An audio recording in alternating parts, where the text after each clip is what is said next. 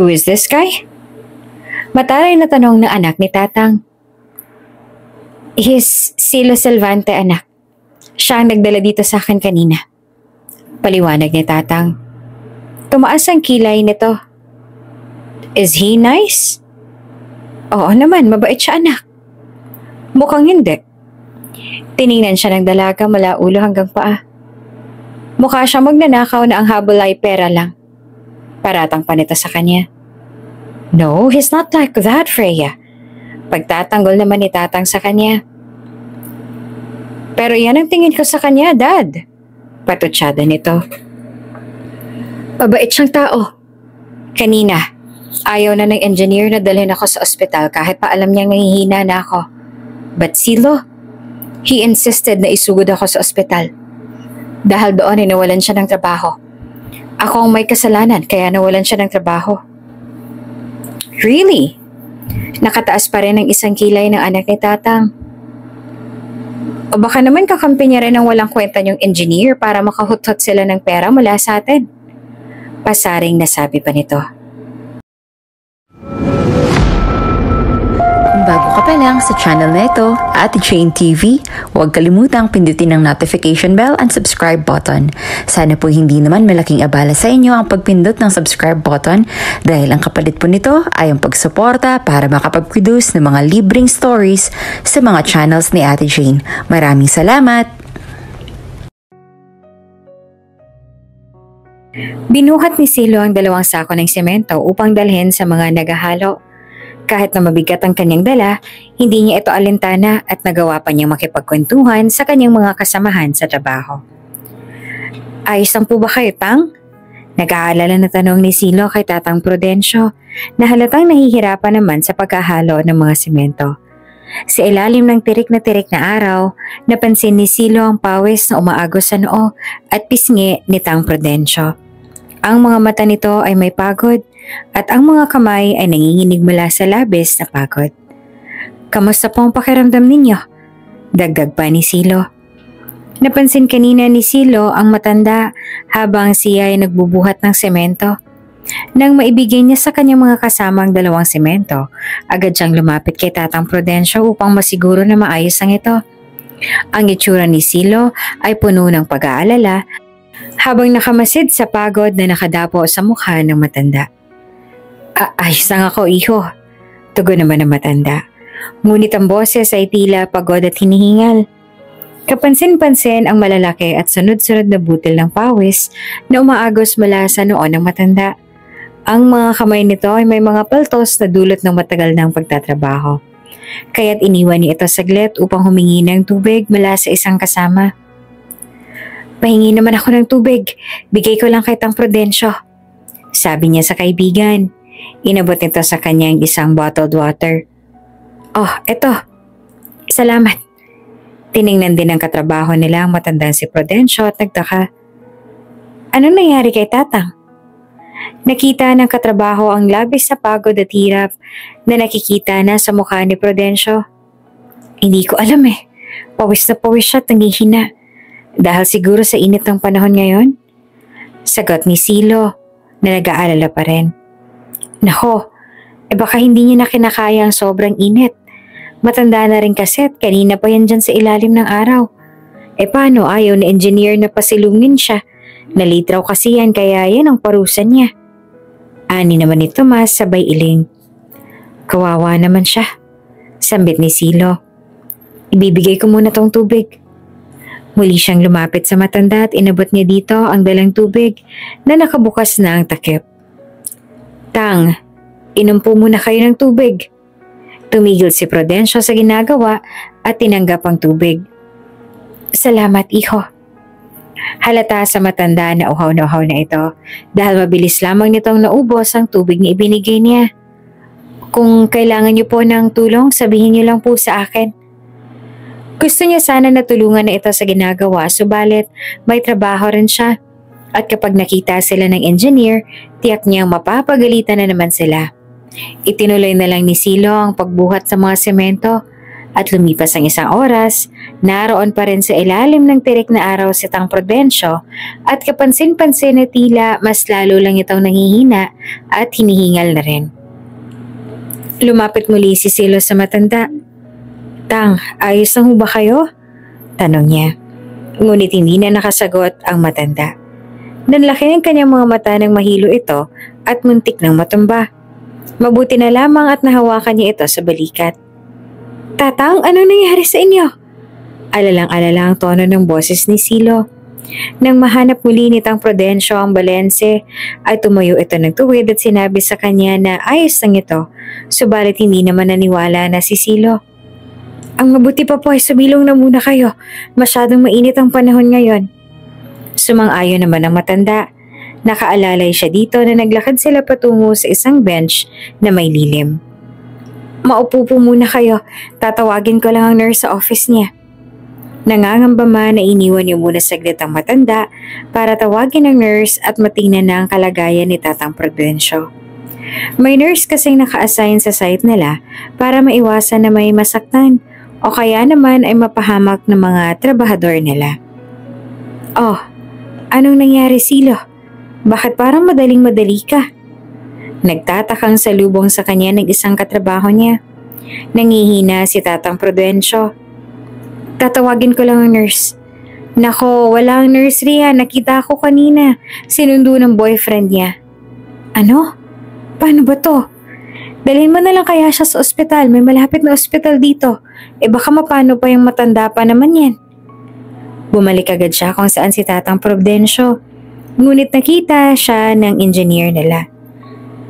"Silio, saan ka na naman pupunta? Oras ng trabaho, bakit wala kang ginagawa?" "Engineer, dadalhin ko po sana sa ospital si Tang Prudencio," tugon niya. "Why? What happened?" tanong ng engineer. "Nangihina po kasi siya dahil sa init ng panahon. Kanina pa po kasi siya nakabilad sa araw, baka mapano siya," usal niya. "Hayaan mo siya. Bumalik ka sa trabaho mo.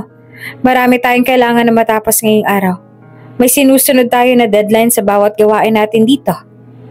Malamig na tura nito. Pero, hayaan mo na ang matandang yon. Nagdadrama lang siya. Nagawa niya na yan noon. Isa pa kasalanan niya naman kung bakit nakabilad lang siya sa ilalim ng araw buong maghapon. Late na nga siyang dumating kanina. Ani pa ng engineer. Pero baka mapano po siya, engineer? Wala pong nurse sa site ngayon eh. Kung sakali man na may mangyari sa kanya, ay responsibilidad mo pa rin siya. Hindi ka po ba nag-aalala para sa kanya? Nag-aalalang sambit ni Silo. "No? Kaya bumalik ka na sa trabaho mo?" Asik nito. Yumuko si Silo. "Pasensya na po, engineer. Mataas po ang respeto ko sa inyo dahil boss ka namin. Pero kailangan po ni Tatang ang tulong ko." "Sige, umalis ka. Dalhin mo siya sa ospital.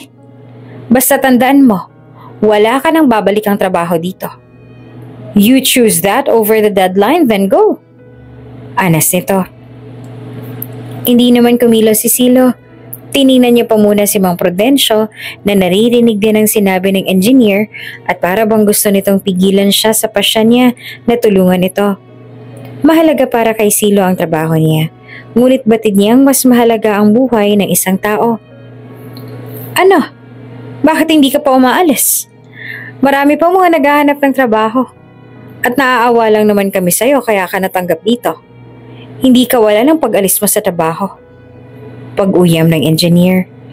Yumukod muli si Silo at sa mas kalmado na rinig, sumagot siya. "Pasensya na po talaga, engineer. Mas mahalaga po para sa akin ang buhay at kaligtasan ng isang tao." Matapos niyang ipahayag ang mga katagang yon, tinalikuran na ni Silo ang engineer at lumapit ulit siya kay Tang Prudencio na halatang nag-aalala sa naging desisyon niya. "Tang, tulungan na kitang tumayo. Dadalhin kita sa malapit na ospital. Baka ma-heat stroke ka." Inalalayan ni Silo na makatayo si Tang Prudencio. Akay-akay na umalis sila sa construction site. Mahalaga ang bawat oras at trabaho nila para sa kanila dahil may mga pamilya silang pinapakain. Kaya't nagmasid na lamang sila habang umalis si Silo at si Tatang Prudencio. Nag-aalala, ngunit walang magawa. Mabuti na lamang at may malapit na ospital, kaya't isinugod agad ni Silo si Tang Prudencio. Dinala siya sa emergency room kung saan agad na nabigyan ng paunang lunas ang nararamdaman.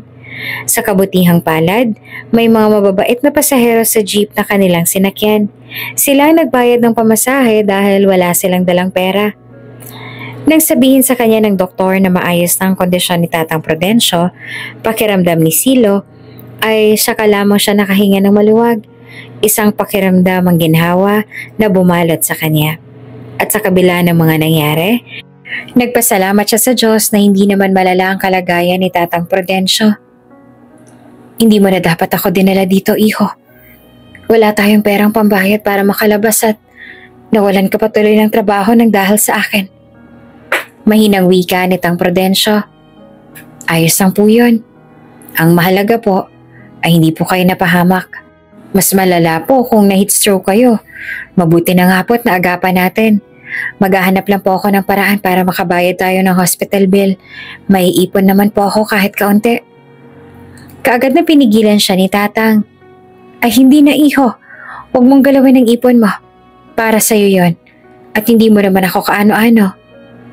Pero po, pinutol nito ang sasabihin niya. May ibibigay na lamang akong numero sa'yo. Pwede mo ba yung tawagan at sabihin mo sa kanya na nasa ospital ako? Opo, sige po. Dala ko naman po ang cellphone ko. Ibinigay niya ang cellphone niya kay Tatang Prudencio para ma-type nito ang number ng pinapatawagan. Pakitawagan siya, ha? Sabihin mo lang sa kanya ang buo kong pangalan at kung nasan ako ngayon. At katulad nga ng sinabi ni Tatang Prudencio, tinawagan niya ang numero na ibinigay nito sa kanya. Ngunit dahil old model na ang cellphone niya, mahirap iyong sumagap ng signal at kailangan niya pang lumabas ng silid. Mabuti na lang din at nakontak rin niya kaagad ang numero na ibinigay ni Tatang Prudencio.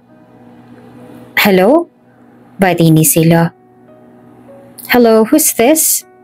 Himig yun ng isang babae mula sa kabilang linya. Ako po si Silo Salvante. Katrabaho po ako ni Prudencio Galvan. What? Is this a scam? Putol ng babae sa sinasabi niya. Ay hindi po. Siya po nagbigay sa akin ng numero mo. Sabi niya po ay tawagan ko daw po kayo. Nasa ospital po kasi si Tata ngayon. Muntik po kasi siyang mawala ng malay kanina sa construction site dahil po sa labis ng init ng panahon kanina. Wala po kaming pambayad ngayon sa ospital kaya pinatawagan kanya sa akin. Kung hindi po kayo naniniwala, gusto niyo po ba siyang makausap? Medyo choppy lang po kasi wala pong signal sa loob kaya nasa labas po ako. Paliwanag ni Silo. Saang hospital mo siya dinala? Dito lang po ako sa Skyline Hospital. Sa Taguig po, malapit po sa McDonald's. Hintayin niyo ako riyan. I'll be there. Sige po, ma'am. Matapos ang tawag, binalik niya na sa kanyang bulsa ang cellphone at nagtungo na sa silid kung nasaan si Tatang. Tang, ang sabi po nung nakausap ko, pupunta daw siya dito. Hintayin na lang daw po natin siya. Wala na pong masakit sa inyo, no? Usisa niya. Wala naman na. Maayos na rin ang pakiramdam ko. Mabuti naman po kung ganon. Naupo si Silo sa upuan habang naghihintay sa pagdating ng sundo ni Tatang. Ang matanda naman ay pinagmamasa ng may pag-aalala sa muka. Ano na palang mangyayari sa'yo ngayon? Nang dahil sa akin ay nawalan ka ng trabaho. Ayos lang po yun, Tang. Hanap na lang po ako ng ibang trabaho. Marami pa naman po sigurong job opening ngayon. Tansya niya. Pasensya ka na, ha? Nang dahil tuloy sa nangyari, nawalan ka pa ng trabaho. Alam kong mahalaga sa'yo ang trabaho na yon. Sabit ni Tatang. Nako, ayos lang po yun. Huwag niyo pong isipin yon. Pakli niya. Makalipas ang mahigit kumulang 1 oras ay may kumatok na sa pinto ng silid kung kaya kaagad siyang tumayo para pagbuksan ng pinto ang nasa labas. Pagkabukas niya, isang magandang babae na nakasuot ng corporate suit ang tumambad sa kanya. Hazel brown ang kulay ng mga mata ng babae at nakapusod ang buhok nito. Magandang araw po.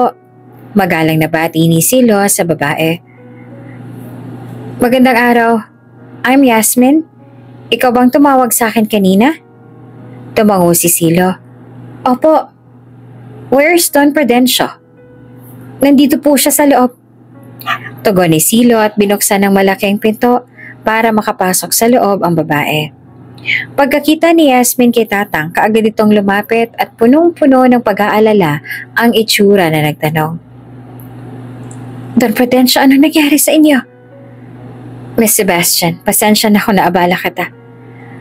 Don Prudencio, bakit naman po kayo tumakas at nagtrabaho na naman? Hindi po ba't ayaw ni Ma'am Freya na nagtatrabaho pa kayo? Naiinip ako sa bahay. Dahilan ni Tatang. I called Ma'am Freya. On the way na rin daw po siya. Bakit mo pa ba siya inabala? Alam mo naman yung anak kong yun, diba? Tsaka kung magagalit na naman yun sa akin. Kung hindi po natin sasabihin sa kanya, tsak po ako na lalo siyang magagalit. Ganting wika naman ni Yasmin. Hindi iniintindi ni Silo ang pag-uusap ng dalawa dahil personal matter iyon. Tinignan niya ang oras ng cellphone niya at naisip na kailangan niya na pang kunin ang mga gamit na niiwan sa construction site dahil wala naman na siyang babalik ang trabaho. Mabuti na lamang at may kasama na si Tatang Prudencio kaya pwede niya na itong iwan. Tatang? Agaw pansin niya sa atensyon ni Tatang Prudencio na kaagad namang bumaling sa kanya. Ngayon po na may kasama na po kayo, siguro po maaari na po kayong iwan. Kukunin ko po kasi sa site yung mga gamit ko. Tumango naman na matanda. Mamaya na, iho. Papunta na rin daw ang anak ko. Mas mabuting makilala niya kung sino ang taong tumulong sa akin. Nagsalita rin si Miss Yasmin. Maupo ka muna, sir. Pagdating ni Ma'am Freya ay saka ako babayaran ng bills. I'm pretty sure she will give you a reward too. Hindi na po kailangan ng reward, ma'am. Ayos lang po sa akin. Saad niya sabay kamot sa kanyang ulo. Subalit nagmatigas naman ang babae. Have a seat, Mr. Silo Silvante. Alanganin man ay sumunod na lang si Silo. Opo. Hindi na rin naman nagtagal ang kanilang paghihintay dahil maya-maya lamang ay nag-ring na ang cellphone ni Miss Yasmin at tsak siyang ang anak ni Tatang ang kausap nito. Susunduin ko lang po si Ma'am Freya. Nasa lobby na raw po siya. Abiso ni Miss Yasmin kay Tatang Prudencio. Tumango naman si Tatang. Sige. Iho, handa mo ng tenga mo ha? Medyo maingay kasi yung anak kong yan. Baka masira ang eardrum mo. Paalala sa kanya ni Tatang Prudencio. Sige po. Tugon na lang niya. Makalipas lamang ang ilang saglit, bumukas bigla ang pinto at pumasok doon ang isang napakagandang babae na tulad ni Miss Yasmin ay nakasuot din ng pang-corporate. Lubos itim lang ang suot nito. Dad! Lumapit kaagad ang bagong dating na babae kay Tatang Prudencio. At bakit sinuway mo na naman ang sinabi ko sa'yo? Diba sabi ko naman na manatili ka na lamang sa mansyon? Bakit ba nagtatrabaho ka na naman? Tingnan mo tuloy ang nangyari sa'yo. Napahama ka dahil sa katigasan ng ulo mo. Dad naman Hindi mawari kung galit ba o nag-aalala ba ang tono ng boses ng babae. I'm sorry anak. Nahihiya na kasi ako sa'yo kaya gusto ko rin sanang kumita ng sarili kong pera. Ikaw na lang ang palaging nagtatrabaho para sa atin. Ako ang ama mo. At responsibilidad kita kaya ako dapat na nagtatrabaho at hindi ikaw. So, Dad, it doesn't matter kung ako nagtatrabaho for us. I am making millions in a week. Hindi mo kailangan na ibuwis ang buhay mo para lang kumita ng pera na kayang-kaya ko namang kitain kahit pa nakaupo lang ako at walang ginagawa. Huminga ng malalim si Tatang. I'm sorry anak. Huwag ka na masyadong magalit sa akin. Kumalma ng bahagya ang dalaga. Basta, huwag mo nang uulit-ulitin yun, Dad. Kapag sinabi ko na hindi ka na pwede magtrabaho at magstay ka na lang sa bahay, please sundin yun naman ang sinasabi ko. I promise, hindi ko na uulitin to. Bumaling ang tingin ng anak ni Tatang Prudencio kay Silo na noon man ay nakatayo na at hindi na malaman kung ano ang nangyayari. And who is this guy? Mataray na tanong ng anak ni Tatang. Is Silo Silvante anak. Siya ang nagdala dito sa akin kanina. Paliwanag ni Tatang. Tumaas ang kilay nito. Is he nice? Oo naman, mabait siya anak. Mukha namang hindi. Tiningnan siya ng dalaga mula ulo hanggang paa. Mukha siya magnanakaw na ang habol lang sa atin ay pera. Paratang pa nito sa kanya. No, he's not like that, Freya. Pagtatanggol naman ni Tatang sa kanya. Pero yan nga ang tingin ko sa kanya, Dad. Patutsada nito. Mabait siyang tao. Kanina, ayaw ng engineer na dalhin ako sa ospital kahit pa alam niyang nangihina na ako. But Silo, he insisted na isugod ako sa ospital. At dahil doon ay nawalan siya ng trabaho. Ako ang may kasalanan kaya nawalan siya ng trabaho. Really? Nakataas pa rin ng isang kilay ng anak ni Tatang. O baka naman kakampi niya rin ng walang kwenta yung engineer para makahuthut sila ng pera mula sa atin. Pasaring nasabi nito. Hindi na natiis ni Silo ang pang-aalipos na sa kanya ng anak ni Tatang kung kaya pinabulaanan niya ng mga sinabi nito. Mawalang galang na po, ma'am.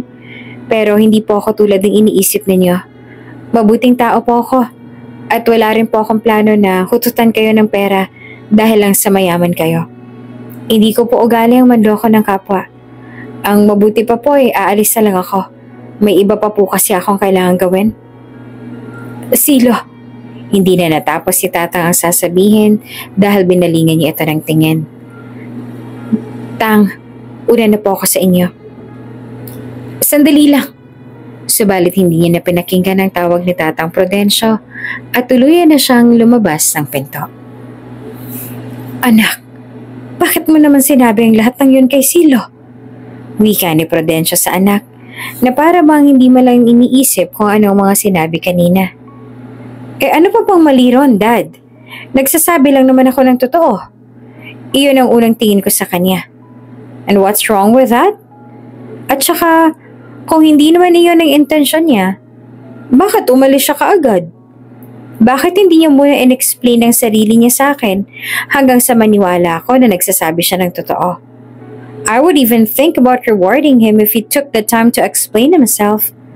Kaso umalis siya kaagad, which means, totoo ang sinabi ko. Dahilan ni Freya sa ama.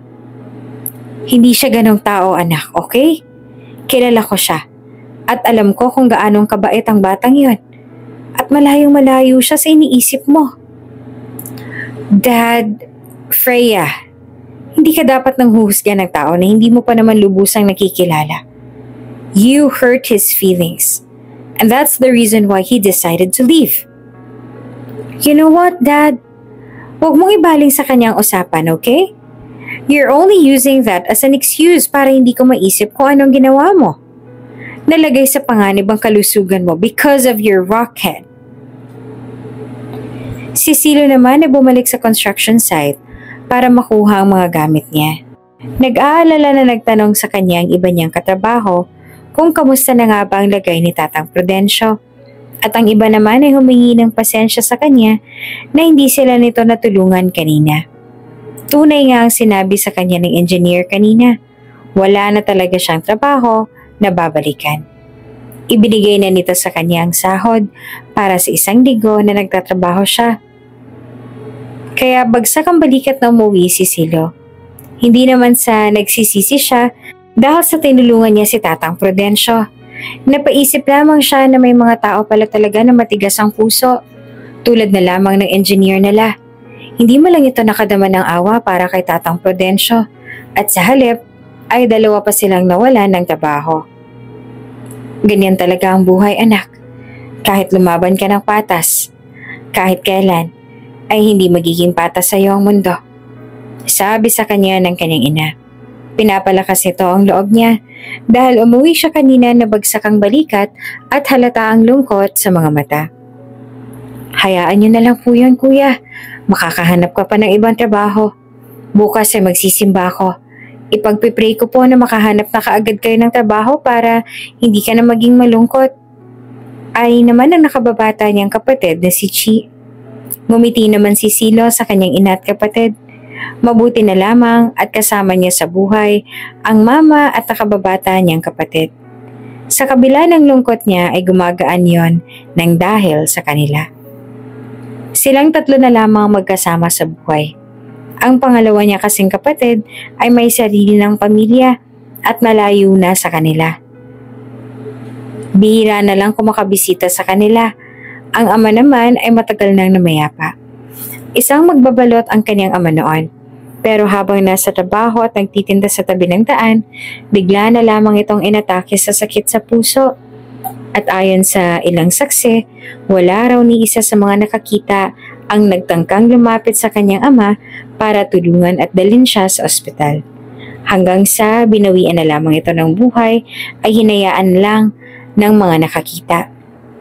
Kaya nga iyon ang dahilan kung bakit gusto ni Silo na nakakatulong siya sa ibang tao. Ayaw niya kasing maranasan din ng iba kung anong naranasan ng kanyang ama. Iyon na nagtulak sa kanya. Kaya pinili niya na isakripisyo ang trabaho niyang bumubuhay sa pamilya para lamang makatulong sa kapwa. Isa lang kasi ang buhay ng tao sa mundo. Kung sakali na hinayaan niya lamang kanina si Tatang, ay baka hindi na nito magawa kung ano man ang nais itong gawin dahil baka kung ano ang masamang nangyari dito. Isa lang ang buhay, libo-libo ang trabaho sa mundo. Ibig sabihin ay marami pa siyang mahanap na ibang katrabaho. Kuya, ipinagdasal kita. Hiniling ko na sana'y makahanap ka agad ng trabaho at bigyan ka palalo ng lakas ng loob at patibayan ng katawan para hindi mo na maisipan na sumuko. Sad ng kapatid niya matapos nila makalabas ng simbahan. Kasama rin nila ang kanilang mga napangiti sa sinabi ng bunsong anak. Bakit parang ang sweet mo? May bala ka na naman bang ipabili sa akin kapag may nahanap na akong bagong trabaho? Nagdududa na niya. Siyempre kuya. Pakli naman ay Chichi na gumisip pa sa kanya. Sinasabi ko na nga napailing na lang na niya. Matapos silang magsimba, dinala niya ang kanyang ina at kapatid sa isang lumihan para kumain.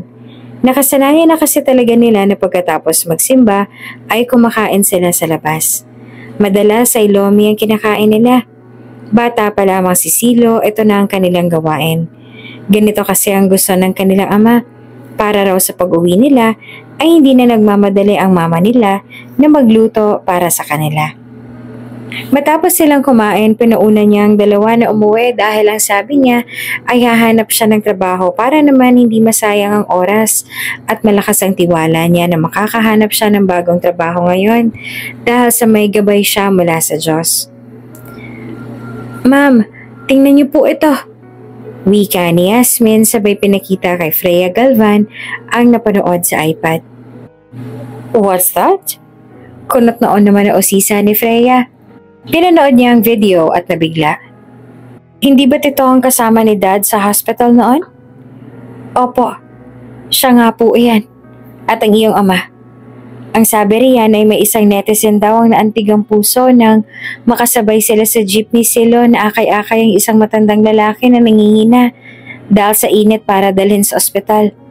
Ayon sa kanya, madaling-madali raw ang lalaki at natataranta na.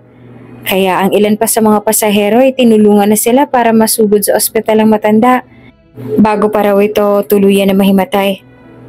Pareho raw na construction worker ang dalawa at mukhang galing pa sa trabaho. Wala na rin daw pera ang lalaki o kahit ang matandang lalaki kaya hindi sila nakapagbayad sa jeep na sinakyan nila. Kaya yung nag-video na lang sa kanilang sumagot sa kanilang pamasahe. Hindi kaagad nagsalita si Freya at nakatingin lang siya sa screen ng iPad. Makikita sa mukha ni Silo ang labis na pag-aalala para sa kanyang ama na hinang-hina. Naawa siya sa kalagayan ng kanyang ama sa video at natig din siya sa naging kabutihan ni Silo sa isang tao na hindi naman ito kaano-ano. So, mabait pala talaga ang lalaki na yan? Pabulong na sambit niya. Yes, kaya naman pala lagi siyang pinagtatanggol ni Don Prudencio.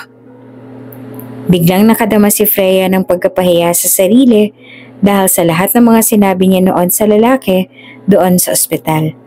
Nadala lamang siya ng emosyon niya ng mga sandaling iyon. Alalang-alala siya sa kanyang ama at sa katunayan ay iniwan niya lang ang kamiting niya ng araw na iyon para mapuntahan agad ang kanyang ama. Pwede mo bang alamin ang lahat ng impormasyon tungkol sa lalaking yan? Yes, ma'am. Kaagad na sagot naman ni Yasmin. Kailan mo po ba kailangan, ma'am? Tomorrow. Sure. Bukas na bukas ay ibibigay ko sa iyo ang lahat ng mga impormasyon tungkol kay Silo. Sabay ngiti nito. Thanks. Malalim ang iniisip ni Freya at pansin niya ni Yasmin. Si Freya ang tipo ng tao na hindi madaling makuha ang loob. Kaya nga napakadali na lamang para sa kanya ang manghusga ng ibang tao. Ngunit aaminin niya na sa pagkakataong ito, nagkamali siya sa kanyang ginawang panghuhusga kay Silo. At nasaktan niya ang isang taong nagmagandang loob lang naman sa kanyang ama. Pati ang damdamin ng kanyang ama ay nasaktan niya rin dahil hindi niya ito pinaniwalaan noong sinabi nito sa kanya ng paulit-ulit na mabuting tao si Silo. Sa sobrang lalim ng iniisip niya ay hindi niya na narinig ang sunod-sunod na pagkatok sa pintuan ng opisina niya at namalayan niya na lamang na may tao sa labas nang binuksan ni Yasmin ang pinto at pumasok sa loob ang boyfriend niyang si Damon. Hi babe! Nakangiting bati nito sa kanya. Damon! Sambit niya sa pangalan nito. Lumapit ito sa lamesa niya at naupo sa silya na nakalaan para sa mga bisita. Are you busy? Walang pagdalawang isip na tumango siya. Yes. Nagbuntong hininga naman ng malalim si Damon. You're always busy. Gusto ko sana na lumabas tayo ngayon. You know. Marami pa akong kailangan gawin eh. Ikaw na lang muna. Sabit niyang muli. Wala ka na ba talagang time sa akin? Anyway, nagtatampo na sa ni Damon. No, Damon. Kung meron man akong free time ngayong araw, papayag ako na sumama sa'yo para sa date na sinasabi mo, right? But I didn't. Ibig sabihin ay busy ako. Wala akong oras. Padarag niyang wika. Here always. Look, Damon, babe. Alam kong na-frustrate ka na dahil lagi na lang akong busy. But please try to understand na may mahalaga akong trabaho. Marami akong kailangan na gawin at may malaki akong responsibility. Kung wala ka na ibang sasabihin, ibababa ko na ang tawag. Marami pa akong kailangan gawin. Sumamo pero inis na wika nito. Si Yasmin naman na narinig ang lahat ng sinabi ng boss niya ay napailing na lamang at natawa sa isipan. Wala talagang pinapalampas ang kasungitan ng lady boss niya. Kahit na sariling nobyo ay hindi pinapalampas. Halata ang iritasyon sa mukha ni Damon na tumango. Animoy sumusuko. Hindi nagtagal ay umalis na rin ito dahil ayaw na mas lalo pang galitin ng nobya. Kinabukasan, katulad ng utos ni Freya, dala-dala na ni Yasmin ang papeles na naglalaman ng mga impormasyon ukol sa lalaking tumulong sa ama nitong si Don Prudencio. Good morning po, Ma'am Freya. Magalang na pagbati ni Yasmin na laging maaga ng dating at masungit na agad ang itsura kahit pa hindi pa gaanong kataas ang sikat ng araw. Good morning, Yasmin. Lumapit si Yasmin sa mesa ng boss at inilahad ang dalang papeles. Dala ko na po ang lahat ng mga hinihingi ninyong impormasyon tungkol kay Silo Salvante. Kinuha ni Freya ang file. Hindi siya nakapag-aral ng college? Hindi po. Bata pa lang po kasi siya nung namatay ang kanyang ama. Silang tatlo lang ng mama at kapatid niya. Kaso may sakit din sa puso ang kanyang ina kaya mas pinili niyang magtrabaho para sa kanilang tatlo kaysa ang mag-aral. Napatango si Freya, binasa ang naroon. He used to be a writer? Bakit hindi siya nagtagal sa trabaho? Kinainggitan ng mga kasama kaya siniraan. Hindi na nakabalik sa pagiging rider niya. Nag-angat naman ng tingin si Freya kay Yasmin.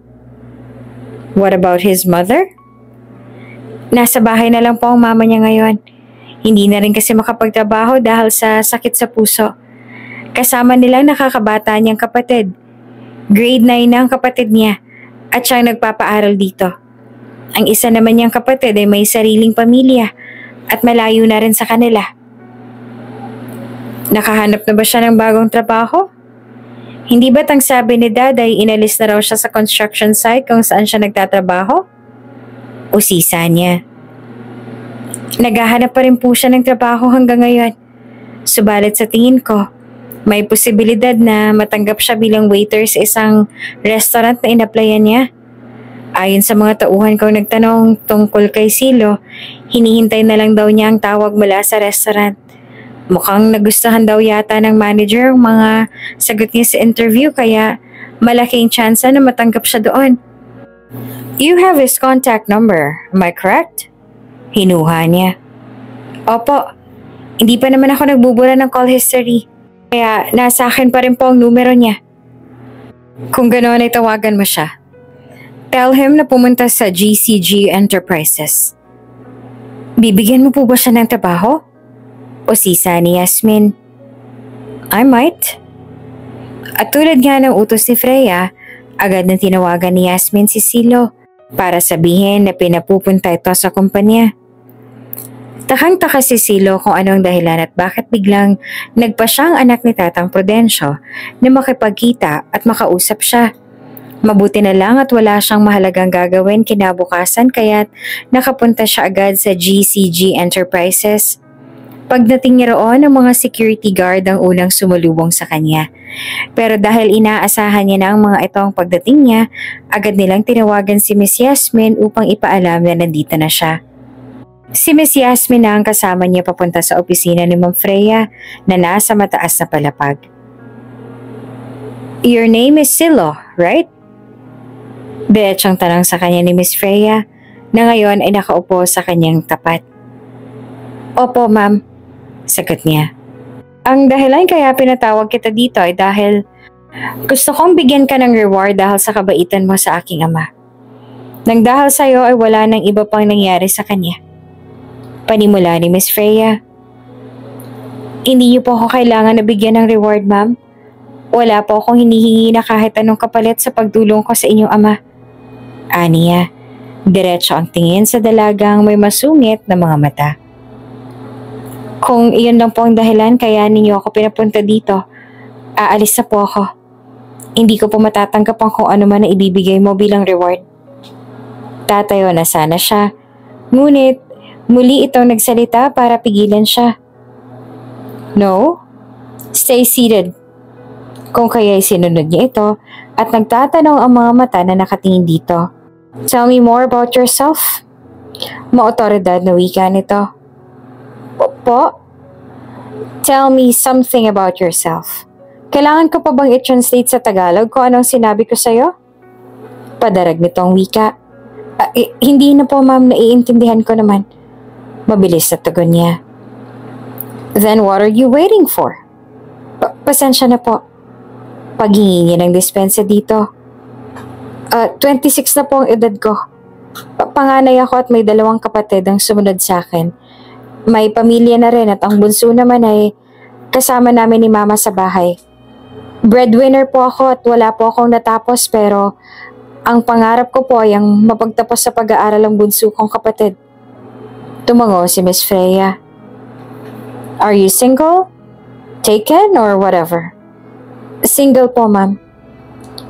Mapagkakatiwalaan ka naman namin, hindi ba? Mapang-usisa niyang saad. Opo naman po, ma'am. May nahanap ka na bang trabaho matapos mong ma-fire sa trabaho mo? Wala pa po, ma'am. Naghahanap pa po ako. Tumuwid sa pagkakaupo si Miss Freya. Bibigyan kita ng trabaho. Po? Nabigla niyang saad. Dahil ayaw mo namang tanggapin ang reward na ibinibigay ko sana sa'yo bilang pasasalamat sa pagtulong mo sa aking ama, bibigyan na lang kita ng trabaho. Ang perang kikitain mo hindi ko ibibigay dahil pagpapaguran mo naman yan. Talaga po, maraming salamat po. Tiyak na matutuwa si mama at ang kapatid ko kapag nalaman niya nila. Nakangiting sambit niya. Ngunit dahil wala pang ibang available na position sa kumpanya, gagawin na lang kitang errand boy. Ibig sabihin, anumang iutos ko sa'yo, ay kailangan mong sundin. Magsisimula ang sahod mo sa 40,000 pesos. Minimum wage ito. Pero wala nang bawas. Buo mong matatanggap sa katapusan ng bawat buwan. Ang kumpanya ng maghuhulog sa SSS, Pag-ibig, PhilHealth, Insurance at iba pang mga kinakailangang hulugan, kabilang na ang tax. Minimum ang 40,000 pero kung magugustuhan ko ang trabaho mo, maaari pang tumaas ang sahod mo. So, tinatanggap mo ba ang alokong trabaho? Kaagad siyang tumugon. Aba, opo ma'am. Malaking bagay po yan para sa pamilya ko. Napatango naman si Miss Freya na para bang nagustuhan ang sagot niya. Kung ganon, bukas na bukas ay makakapagsimula ka na sa trabaho mo dito. Ayoko na malate ka bukas. Kahit ako pa mismo ang nag-alok sa'yo ng trabaho. Kung hindi ko gusto ang performance mo, maaari pa rin kitang alisin sa posisyon mo. Nakangiti pa rin siya na tumango.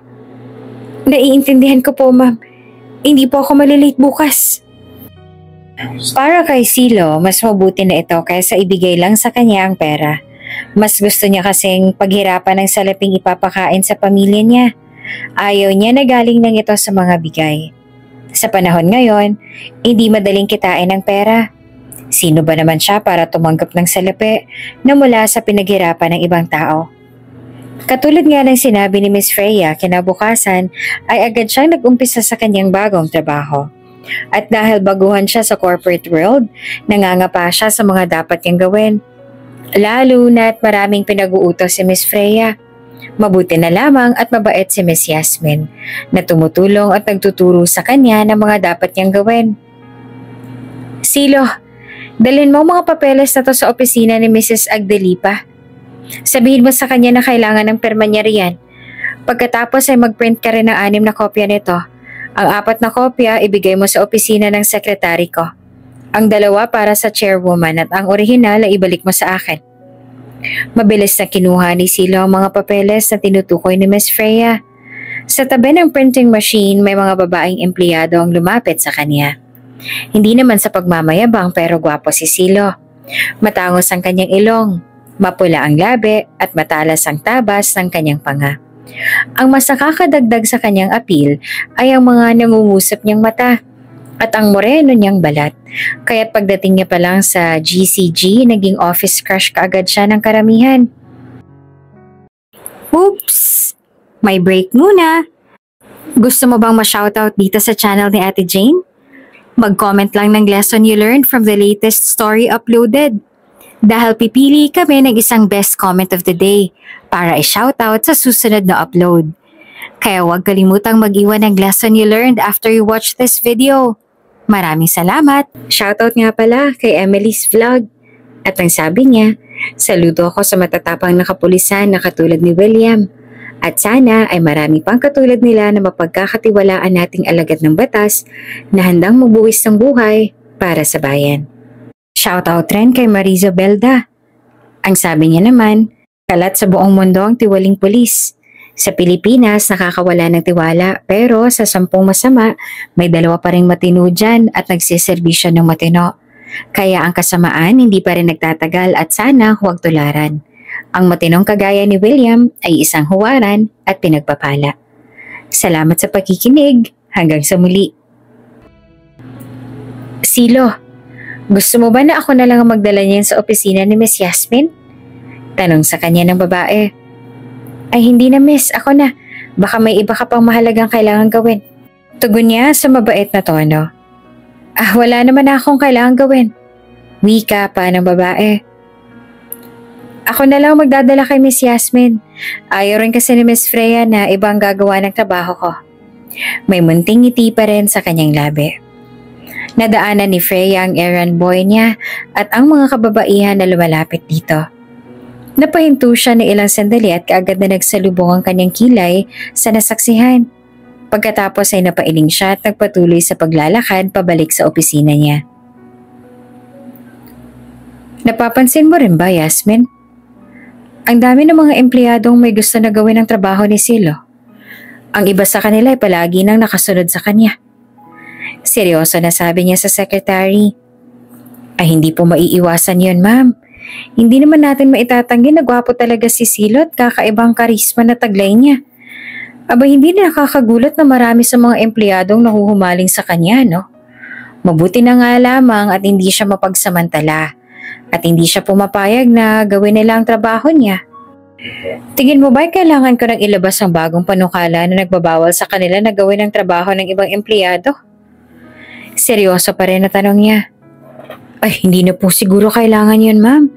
Binabantayan ko naman pong performance ni Silo. And I can say na hindi siya tamad at may respeto rin siya sa mga katrabaho niya kaya for sure, hindi niya ipapagawa sa iba ang trabaho niya. Hindi madaling maging boss si Freya. Iyon ang masasabi ni Silo. Marami itong mga alintuntunin na kailangan niyang sundin at gusto nito na laging perpekto ang trabaho. Pero dahil sanay na si Silo sa ganitong klaseng boss, hindi na bago sa kanya ang mga ganitong bagay. Kasalukuyang naglilinis si Silo sa loob ng opisina ni Miss Freya dahil iyon ang utos nito sa kanya bago ito umalis. Nang may kumatok sa pinto, tumigil siya sa kanyang ginagawa at lumapit upang buksan ito. Nagulat ang lalaking nasa labas nang makita siya. At agad na nagsalubong ang kilay nito. Halatang hindi natutuwa na makita siya. Sino ka? May galit na tinig nitong usal. Silo po ang pangalan ko, sir. Ano ginagawa mo dito sa office ng girlfriend ko? Nakasimangot nitong usisa. Girlfriend mo po ba si Ma'am Freya? Nagulat na aniya. Yes? Saad nito. Yumukod ka agad siya sa harapan nito. Magandang umaga po, sir. Errand boy po ako ni Ma'am Freya. You're new? Bakas pa rin ang iritasyon sa mukha nito. Opo, sir. Pinasadahan siya nito ng tingin. Kailan ka lang nag-start sa trabaho mo? Noong 1 linggo lang po, sir. My name is Damon. Boyfriend ako ng boss mo. That makes me your boss too. Opo. Pinapasok niya sa loob ng opisina ang boyfriend ng boss niya at hinayaan nitong maupo sa couch. Siya naman ay tinuloy na ang paglilinis at hindi na pinagtuunan ng pansin ang mga mata ni Sir Damon na nakatingin sa kanya. May masamang tingin. Silo, maya-maya ay tinawag siya nito. Bakit po, sir? Sabay tingin niya dito. May I ask, paano ka naging errand boy ng girlfriend ko? Kakilala ko po kasi ang ama ni Miss Freya, si Tatang Prudencio. Noong nakaraang linggo kasi, muntik nang mangyaring hindi inaasahan. Nadala ko siya sa ospital ngunit nawalan ako ng trabaho sa construction site. Kaya't binigyan po ako ni Miss Freya ng trabaho. Nagkunot naman ito ng noo. Kung ganon, siya palang nag-assign sa'yo sa trabaho na ganito. Makahulugan na ani nito. Opo, sir. Hindi malaman ni Silo kung ano ang kasalanan na nagawa niya dahil nananatiling masama ang tingin sa kanya ni Sir Damon. Mabuti na lang at dumating na si Miss Freya. Hey babe! Magiliw na bati ni Sir Damon sa kasintahan at humalik pa ito sa labi ni Miss Freya. Iwas na lang si Silo sa pagtingin upang hindi makita ang mga ganap. Ma'am, lalabas na po muna ako. Paalam niya nang matapos na sa paglilinis. Sure. Maikling sagot naman ni Miss Freya at lumapit na sa lamesa nito. Palabas na siya ng pinto ngunit natigilan nang tawagin siya ni Sir Damon. Nilingon niya ito. Bakit, sir? Do you have work? Wala po. Kuha mo muna ako ng kape. Tumango ka agad siya. Opo. Damon, he's my errand boy, not yours. Hindi mo dapat siya inuutos-utusan. May bahid ng ines ang himig ni Freya nang tuluyan ang lumabas si Silo sa opisina. Why not? It's just the same. It's not the same. Idiniin niya. Hindi mo alipin si Silo. Nagkunot noon naman si Damon sa kanya. Bakit na pinagtatanggol mo ang lalaking yun? Empleyado mo lang siya. I am your boyfriend, Freya. Katwiran nito. Mariin na pumikit si Freya para pakalmahin ang sarili. He's my employee, Damon. Alam mo ayokong ginaganyan ng mga empleyado ko. Sa kabilang banda, si Silo naman na nagmamadali para makabili siya ng kape para kay Sir Damon. Nang makasalubong niya si Miss Yasmin. Saan ka pupunta, Silo? Nagtataka na tanong nito sa kanya. Bibili po ako ng kape, ma'am. Tugon ni Silo. Nakakunot naman ang noo ni Miss Yasmin. Para kanino? Hindi ba't ayaw ni Miss Freya sa kape dahil may acid reflux siya? Para po kay Sir Damon. Sambit naman ni Silo. Nagtagpo naman ang mga kilay ni Miss Yasmin. He's here? Opo, ma'am. Halos kararating lang po niya. Inutusan ka ba niya na ikuha siya ng kape? Opo. Okay, sige. Pumunta ka na. Tumango si Silo at nagpatuloy sa paglakad. Mas marami pang utos sa kanya si Sir Damon kesa kay Miss Freya. Pero hindi naman siya nagreklamo dahil boss din naman niya si Sir Damon. Noong nagpa siya si Miss Freya na makipag-lunch kasama si Sir Damon sa mansyon para makasama at makausap muli ni Damon si Tang Prudencio, isinama siya ng mga ito para may mautusan. Natutuwa si Tatang Prudencio na makita siyang muli. Ngunit kitang-kita rin sa mukha nito na hindi ito natutuwa kay Damon. Silo, ipagsalin mo nga ako ng tubig. Utos sa kanya ni Damon na agad namang sinunod niya. Dama ni Silo ang matalim na tingin ni Tatang Prudencio sa Pitchell at kay Damon. Hindi ba't may sarili mga kamay ka naman, Damon? Bakit pa kailangan mong iutos kay Silo ang isang bagay na kayang-kaya mo namang gawin? May galit na tinig na usal ni Tatang. Trabaho niya po yun, Don. Dahilan ni Damon. Hindi trabaho ni Silo ang pagsilbihan ka.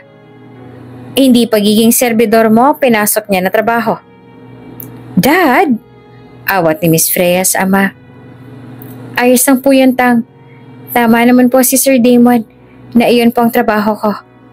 Singit naman ni Silo. Hindi po trabaho ang gawin yon, Silo.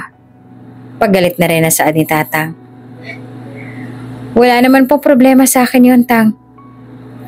Dama naman ni Miss Freya ang matinding hindi pagkagusto ng ama kay Damon kaya't matapos silang mananghalian, pinauwi na kaagad ni Miss Freya ang nobyo. Pansin naman ni Silo na tila may pinagtatalunan pa ang dalawa bago umalis si Sir Damon mula sa mansyon. Hindi ko talaga gusto ang lalaking yan para sa anak ko. Hindi ko nga alam kung ano bang nakita ni Freya sa kanya. Sabi ni Tatang Prudencio sa kanya habang magkausap silang dalawa sa bakuran. Bakit po, Tang? Mukhang mabait naman po si Sir Damon Aniya. Iyan din ang laging sinasabi sa akin ni Freya. Pero alam ko, at alam din ng sekretary niyang si Yasmin, na hindi siya ganong kabuting tao. Naiiling na sambit ni Tatang. Hindi mo pa siya mahusgahan dahil hindi mo pa siya lubusang nakikilala. Kaya nga po, hindi ko po masang-ayunan ng sinasabi ninyo sa kanya at mas lalong hindi ko rin po masabi na hindi totoo ang lahat ng yan. Ani naman ni Silo. Narinig ni Freya ang usapan ni Silo at ng kanyang ama at aaminin niya na masaya siya na wala siyang kahit anong narinig na negatibong salita mula kay Silo. Dahil sa lahat ng pagkakataon ay sinisikap nito na maging patas. Nagkaroon ng pagtatalo si Freya at Damon noong araw na sinama niya ito sa kanilang mansyon para mag-lunch kasama ang kanyang ama. Nagsiselos kasi si Damon kay Silo dahil halata namang may nararamdaman daw siya para dito. Bagay na hindi naman totoo. Nagalit si Freya sa kawalan ng tiwala nito sa kanya. Ngunit napagtanto niya na siya rin ang may kasalanan kung bakit ito nag-aalala. Nawalan siya ng oras kay Damon na naging dahilan upang magduda ito sa kanyang pagmamahal. Kung kaya naman, nagpa siya si Freya na bisitahin ang kasintahan sa kondo nito para makahingi ng dispensa sa mga nasabi niya noong araw na yon. Hindi ko lubos akalain na ito pang madatatan ko, Damon. Nag-aalab ang kanyang tinig matapos makita ang nobyo na may kasamang ibang babae sa kondo nito. Babe, let me explain. Wala kang dapat ipaliwanag, Damon. Sapat na tong nakita ko. Ikaw bang may ganang magalit magselos sa akin dahil lang may errand boy ako? Pero sa ating dalawa, ikaw pala tong naglolo ko. Freya, I'm sorry, natukso lang ako. Nagsusumamong wika ni Damon. Hindi ba't yan rin ang dahilan mo sa akin noon, Damon? Pinatawad kita noong unang pagkakataon. Ngunit hindi ko naisip na gagawin mo ulit sa akin to. Bagaman nanatili ang pagiging kalmado niya, kitang-kita naman sa mga mata niya ang labis na galit. Tunay nga na ang mga cheater na kagaya mo ay wala ng pag-asa na magbago pa. Hindi na dapat ako nagtiwala ulit sa'yo. Kung alam ko lang na uulitin mo ulit to. Sinubukan pa na habulin ni Damon si Freya. Ngunit hindi niya na hinayaang bilugin ulit nito ang kanyang ulo. Umiiyak at nasaktan si Freya sa ginawa ni Damon sa kanya.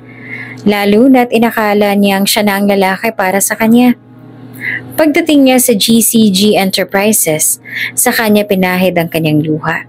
Nagstay pa siya sa loob ng sasakyan ng ilang sandali hanggang sa kumalma siya. Nang lumabas siya, walang bakas na nasaktan at umiiyak siya kanina. Inakala naman ni Freya na magaling na siyang magtago ng emosyon at tunay niyang nararamdaman. Ngunit nababasa pa rin ni Silo sa mga mata niya kung ano ang tunay. Nakikita pa rin ito ang lungkot at sakit na pilit niyang ikinukuble sa iba. Ma'am, may problema po ba kayo? Ang nag-aalala na tanong sa kanya ni Silo habang nasa loob sila ng sasakyan. Kasalukuyan silang pabalik sa kumpanya sakay ng kanyang Mercedes. Matapos makipag-usap si Freya sa mga business tycoons mula sa iba't ibang bahagi ng mundo. Sa katunayan, maaari nang umuwi si Silo dahil dala naman nito ang mga gamit. Ngunit hindi niya alam kung bakit parang balak nitong sumama ulit pabalik sa opisina. No? Bakit mo naman natanong? Balik tanong niya dito. Pansin ko po kasi na malungkot kayo mula pa nung isang araw. Ani Silo. Nagbuntong hininga naman si Freya ng malalim. Ang mga mata ay nasa daan. Actually, may mga bumabagabag sa akin these days. Tulad po ng ano? Sa trabaho niyo po ba? O sisa ni Silo? No, more than that. It's something personal. Nahahalinhan ang pag-aalangan ng timbre ng boses niya. Napuna naman ni Silo ang pag-aalangan ni Miss Freya na para bang hindi pa nito handang sabihin ang bumabagabag kaya nag-alok siya dito. Gusto niyo po bang magsimba? Bumaling ng tingin si Miss Freya kay Silo. Suddenly? Opo. Kapag kasi malungkot ako, o kaya naman ay marami akong problema iniisip, ang ginagawa ko ay magsimba. Sinasabi ko sa Diyos ang lahat ng problema ko. Kung ano man ang mga iniisip ko, at kung anong gusto kong sabihin na hindi ko magawang ipahayag sa iba. Matapos nun, gumagaan ang pakiramdam ko. Baka po kapag nagsimba tayo at nakipag-usap ka sa Diyos, gumaan din ang pakiramdam mo. Sa totoo lang, maliban sa kanyang ama, si Silo ang unang tao na nag-aya sa kanya na magsimba. Pumayag siya sa alok ni Silo. At pakiramdam ni Freya ay gumaan nga ang loob niya matapos niyang masabi sa Diyos ang lahat ng mga nararamdaman niya at ang mga nagpapabigat sa kalooban niya. Alam ko na nahihirapan po kayo mag-share ng nararamdaman niyo sa ibang tao, ma'am. Kaya kapag pakiramdam mo ay sobrang bigat na, para bang sasabog ng puso mo, sabihin mo lang sa Diyos ang lahat ng mga nararamdaman mo. Siya po ang kausapin ninyo dahil mas kilala niya kayo kesa sa ibang tao. Napatingin si Freya sa sinabi nito. You're really nice and kind, Silo.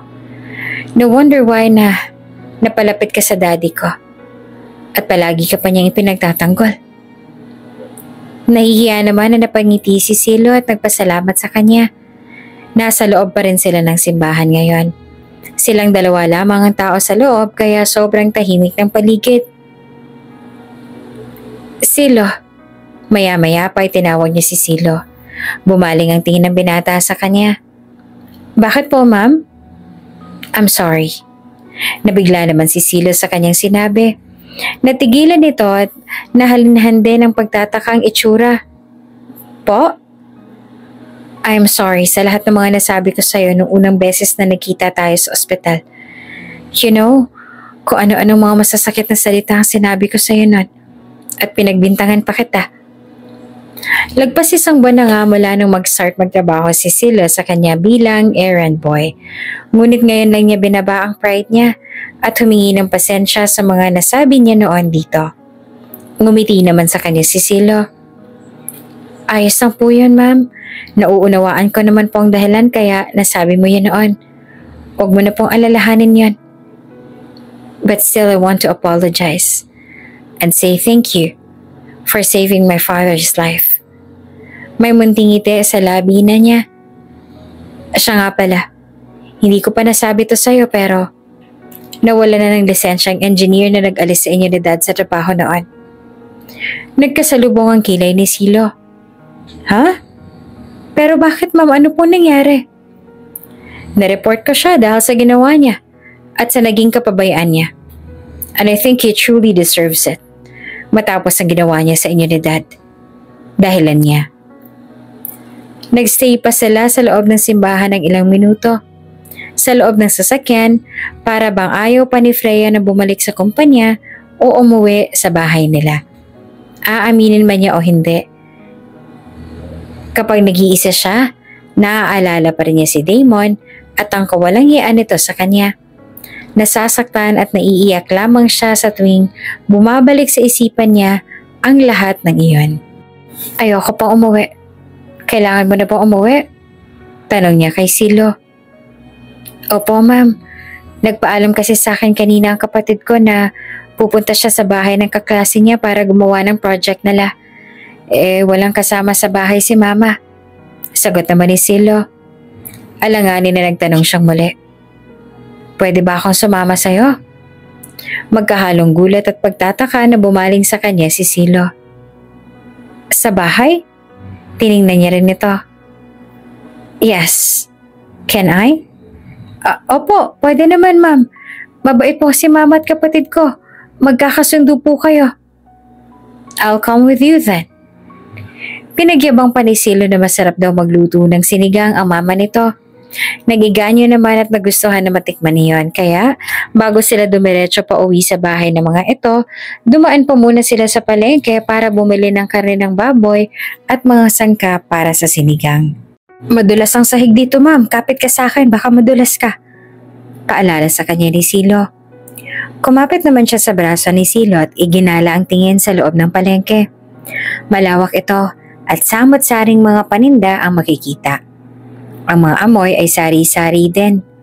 Ito ang unang beses na nakapunta si Freya sa ganitong lugar. May mga kasambahay naman kasi sila sa mansyon na namamalengke at kapag siyang bumibili, mas gusto niya na sa market talaga. Kilala mo ba lahat ng tao dito, Silo? Tanong niya kay Silo. Hindi naman po ma'am. Ikaw lang ang kilala ko sa mga tao dito. Bakit? Balik tanong ni Silo sa kanya. Kasi halos lahat ng tindera ang tawag sa'yo, Pogi. Aniya. Ganda rin nga naman ang tawag nila sa'yo, ma'am. Natatawang sagot naman ni Silo. Tsaka pang-iengganyo lang nila yan, ma'am, sa mga mamimili. Kahit hindi pinagpala sa itsura, ay tinawag nilang ganyan para bumili sa kanila. In fairness, effective ang strategy nila. Muntik ko nang bilhan ng lahat ng paninda nila dahil lang sa tinawag nila akong ganda. Sabi niya na ikinatawa ni Silo. Magaling na makisama si Silo kahit sa mga taong hindi naman ito kilala. Nagagawa pa nga nito makipagbiruan sa kanila. Isang bagay na hindi naman madaling gawin para kay Freya. Ang mga nakakausap niya kasi lagi mga professionals o mga business tycoon. Sige na nga, 300 na lang lahat ng yan. Pasalamat ka, magandang misis mo. Natatawang sabi naman ng tindera matapos itong biruin si Silo para lang tumawad. Tila hindi naman napansin ni Silo ang sinabi ng ginang tungkol sa kanya dahil abala pa nga ito tumatawa. Itinikom na lang ni Freya ang bibig niya at ngumiti na lamang siya sa tindera. Maraming salamat po dito. Nakangiti pa rin sabi ni Silo sa tindera. Salamat din sa inyong dalawa, iho. Pahabol pa ng tindera. Maraming bitbit si Silo at nag-alok siya ng tulong dito. Subalit hindi naman pumayag si Silo na magdala rin siya dahil mabigat daw iyon. Nakaaka pa rin siya sa braso nito habang bumabalik sila sa sasakyan dahil madulas ang daan. Pagparada pa lamang ng sasakyan niya sa tapat ng bahay ni Silo, lumabas na kaagad sa pinto ang ina ni Silo at ang kapatid na babae. Kapwa sila may malalawak na ngiti sa kanilang mga labi habang naghahantay na bumaba sila ng sasakyan. Sino siya, anak? Siya na bang girlfriend mo? Naisip mo bang mag-girlfriend na? Masayang tanong ng ina ni Silo. Boss ko po siya, mama. Sagot ni Silo. Dahil sa narinig, nagbigay galang kaagad ang mga ito sa kanya. Aba, totoo pala talaga ang sabi mo, anak. Sobrang ganda pala talaga ng boss mo. Nahihiya namang umiti si Freya sa mga ito. Salamat po. Tanay si Freya sa mga papuri. Pero, bakit na-flatter siya sa sinabi ng ina ni Silo at bakit sobrang kabado siya ngayon? Ma, nandito po si Ma'am Freya para tikman ng specialty mong sinigang. Dumaan po kami kanina sa palengke para bumili nitong mga ricados. Ipinakita na rin ni Silo sa kanyang ina ang mga dala. Nagniningning ang mga mata na tumingin ito sa kanya. Iyon ba talaga ang sadya mo dito, ma'am? Opo. Nako, hulaan ko po, ma'am. Pinagmayabang na naman itong anak ko ang luto ko, no? Ay, opo. Sabi niya daw po ay masarap po kayo magluto. Lalo na daw po ang sinigang. Ay, totoo po yan, ma'am. Masarap po talaga ang luto ko. Kaya nga po gustong-gusto ni Silo at ng papa niyang sinigang. Paborito talaga nila. Halika, ma'am. Samahan mo ako sa maliit na kusina namin. Ipapakita ko sa iyo kung paano ko niluluto ang sinigang. Kasabay siya ng ina ni Silo nang pumasok sila sa loob ng bahay nito. Sumunod sa kanila ang kapatid ni Silo na si Chichi ang pangalan. At huli naman na pumasok si Silo, nabitbit pa rin ang mga pinamili nila. Ma, ikaw na munang bahala kay Ma'am Freya ha, maliligo lang po ako. Paalam ni Silo nang mailapag na sa lababo ang mga dala. Ma'am, ligo lang po ako. Paalam din sa kanya ni Silo. Sure, tugon naman niya. Nadaanan si Silo ng pinto ng kapatid na titig din kay Freya na halos natutulala na. May hinihintay ka pa ba, Chichi? Tanong ni Silo sa kapatid. Inilahad ni Chichi ang kamay sa harap ng kuya nito. Kuya, pahingi naman akong pambili ng merienda mamaya o. Tsaka pambili na rin ang mga kailangan ko sa paggawa ng projects. Ay, oo nga pala. Kinuha ni Silo ang wallet mula sa bulsa. Eto, 500. Kasya na ba yan? Naku, sobra na to, kuya. Masayang tugon naman ni Chichi. Ibalik mo sa akin ang sobra, ha? Akin na lang. Hindi pwede. Baka ibili mo na naman ng Jackstone. Unti na lang, tatalbog na rin yung bahay natin sa dami ng collection mo ng Jackstone. Pakli ni Silio sa kapatid. Ang damot talaga ni kuya. Nakabusangot naman na sabi ni Chichi. Sige na, umalis ka na. Uuwi ka ng maaga, ha? Kapag na-late ka umuwi, sa labas ka talaga matutulog. Opo, kuya. Natutuwa naman si Silo sa pang-aasar ng magkapatid. Nag-iisang anak lang kasi si Freya, kaya hindi niya naranasan na makipag-asaran o makipag-agawan sa kanyang kapatid. Noong mga bata pa sila, pangarap niyang magkaroon siya ng kapatid. Subalit hindi ito nangyari dahil nagkahiwalay kaagad ang magulang niya. Ang kanyang ina naman ay nagkaroon ng bagong pamilya at naging stepmother sa 3 magkapatid, habang single pa rin naman ang ama niya. Mama, aalis na po ako. Paalam ni Chichi sa ina bago humarap sa kanya. Ma'am Freya, maiwan ko po muna kayo. Sige, mag-iingat ka, Chichi. Malapad ang ngiti nito sa kanya. Salamat po, ma'am. Kuya, lalabas na ako ng bahay. Nagpaalam po ulit ito sa kuya nito na pumasok sa loob ng kwarto. Pagpasensyahan mo na magkapatid na yon, ma'am, ha? Ganyan kasi talaga ang dalawang yun. Ani ng ina ni Silo. Ay, ayos lang po. Nakangiti namang usal niya. Maliit lamang ang bahay nila Silo pero malinis at maayos ang pagkakaligpit ng mga gamit. Mukhang maalaga sa bahay ang ina ni Silo. Kitang-kita rin sa mukha ni Ginang Elena na mabuting tao rin ito. May boyfriend ka na ba, Ma'am Freya?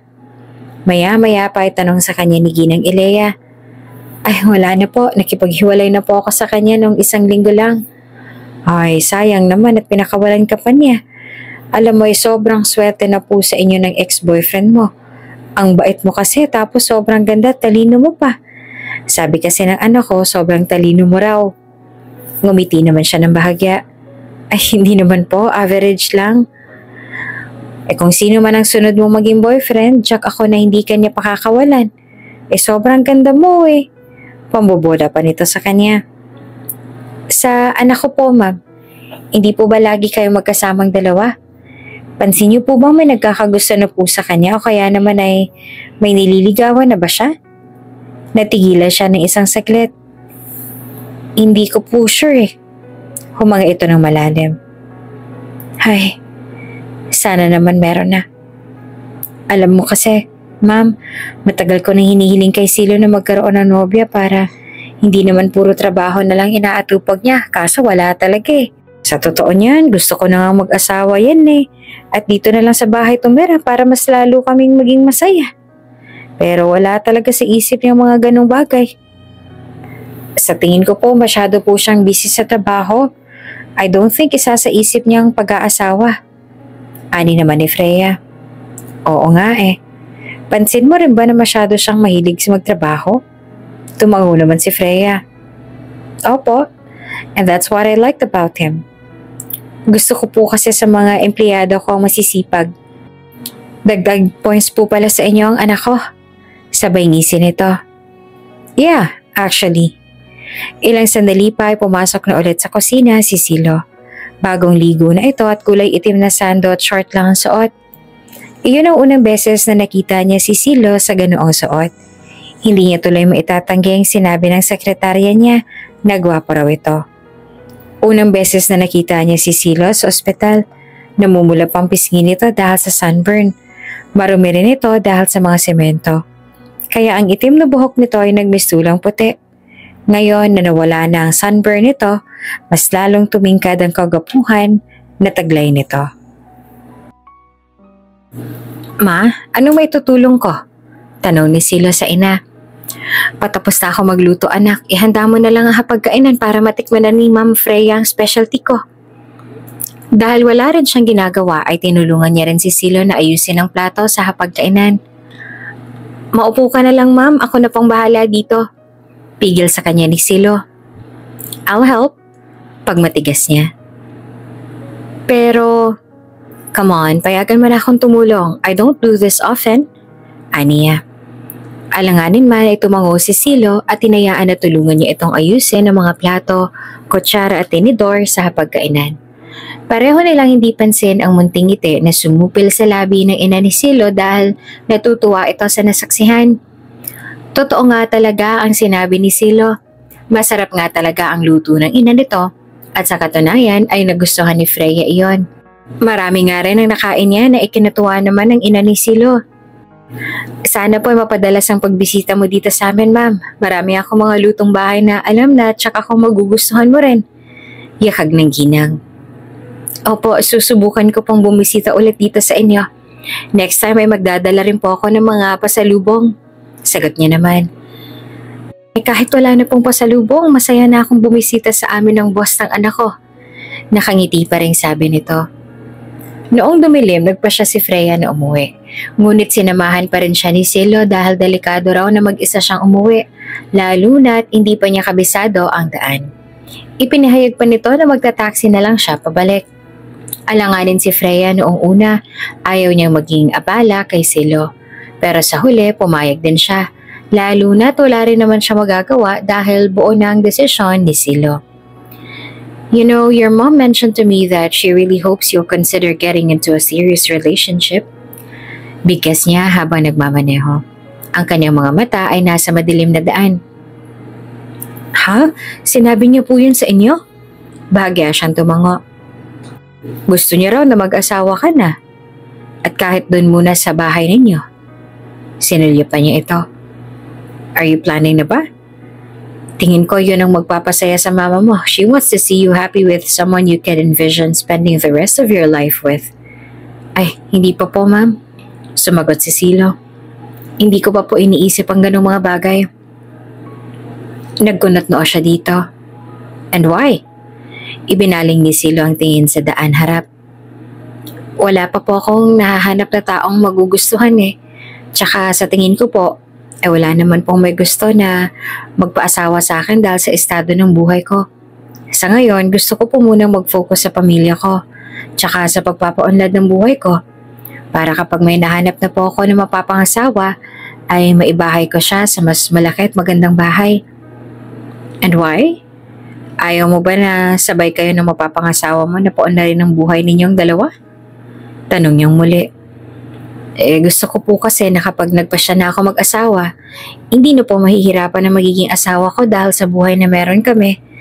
Sa kasalukuyan, hindi pa ako financially stable kaya hindi pa po ako ready na mag-asawa. Napangiti si Freya dahil sa sinabi nito. Nabilib siya dito. Sa panahon ngayon, dapat talagang financially stable ka bago mag-asawa dahil mahirap ang buhay. Hindi madaling kitain ng pera sa henerasyong ito. Isa pa, malaking responsibilidad ang pag-aasawa. Hindi ito basta-basta laro na kapag nagsawa ka na ay maaari mo nang itigil. Kumbaga, parang isang kulungan na mahirap patakasan.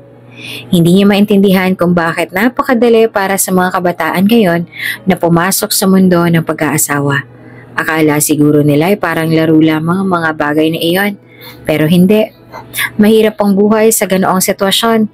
Lalo na kung hindi ka financially stable. I really like your mindset. Wika niya kay Silo na napangiti naman. Salamat, ma'am. Tulad ng sinabi ni Silo na makauwi na si Miss Freya, sumakay na lang siya ng taxi pabalik sa bahay nila. Ang mahalaga ay nasiguro niyang ligtas na nakauwi si Miss Freya. Anak, tiningnan ni Silo ang kanyang ina na lumapit sa kanya. Nakaupo siya sa labas ng kanilang bahay at pinagmasdan ng bilog na buwan. Sa mga ganitong pagkakataon, mabigat lagi ang kanyang dibdib dahil naaalala niya ang kanyang namayapang ama. Pero sa sandaling ito, medyo magaan ang kanyang pakiramdam. Siguro ay dahil sa mga pangyayari kanina. Naupo ang mama niya sa kanyang tabi. Lumipas ang ilang segundo at bigla itong nagtanong sa kanya. Gusto mo ba siya? Po? Sino, ma? Nagugulahan na sambit niya. Si Miss Freya. Ma, may boyfriend na si Miss Freya. Paano kung sabihin kung wala na siyang boyfriend, pagugustuhan mo ba siya? Hirit ng kanyang ina. Wala na sila ni Sir Damon? Nagtataka na tanong naman ni Silo. Oo, yun ang sinabi sa akin ni Miss Freya kanina. Noong 1 linggo lang raw sila naghiwalay. Pag-uulat pa nito. Napaisip si Silo kaya pala laging mukhang malungkot si Miss Freya dahil wala na ito ang nobyo nito. Kahit naman po yata wala na sila ng boyfriend niya, malabo pa rin po na may pag-aasang nararamdaman ko para sa kanya. May lungkot sa kanyang boses nang umamin siya. Bakit naman? Ma, mayaman si Miss Freya. Nasa kanya na ang lahat. Maganda, matalino, at mayaman. Siya yung tipo ng babae na hinahangaan ng lahat. Habang ako sa kabilang banda, hindi hamak na mahirap lamang. Walang-wala sa kanyang estado sa buhay. Ang isang katulad niya ay nararapat sa isang tao na katulad ni Sir Damon. Samantalang ako, walang karapatan na magugustuhan ng tulad niya. Luminaw ang lungkot sa kanyang boses habang binanggit ito. Mabilis naman na nag-umapaw ang lungkot sa mga mata ng kanyang ina dahil sa kanyang sinabi. Kung gano'n ay dapat na pag-igihan mo pa ang pagtatago ng nararamdaman mo para sa kanyang anak.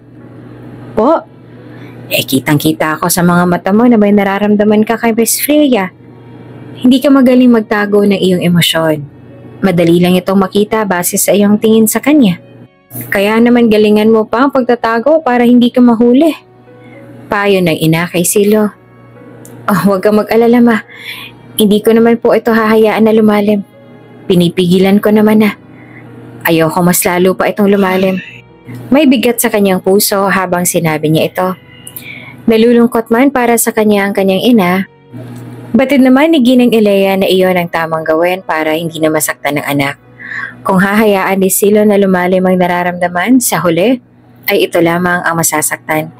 Samantalang hindi naman naging madali para kay Freya ang mga nangyari sa kanyang buhay matapos niyang mahuli ang ex-boyfriend na niloloko siya.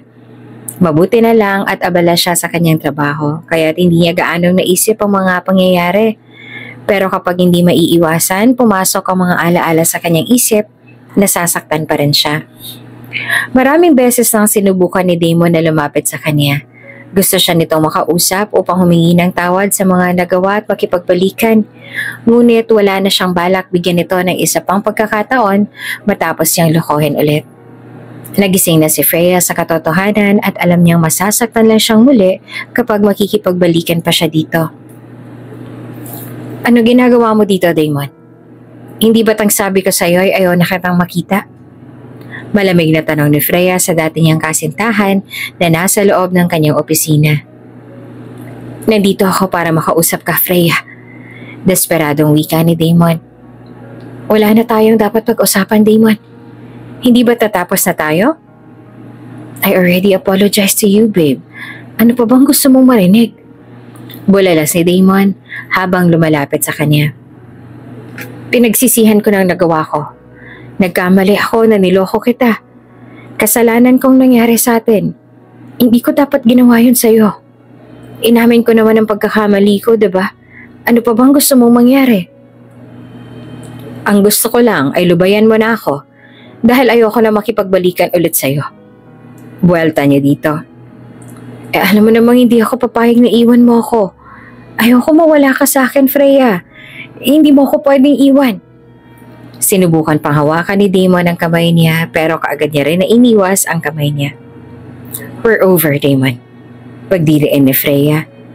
Hindi na kita mahal. At hindi na ulit kita kayang mahalin dahil sa ginawa mo. Namilog ang kanyang mga mata nang biglang lumagapak ang palad ni Damon sa kanyang mukha dahil hindi nito nagustuhan ang sinabi niya. Hindi mo na ako mahal?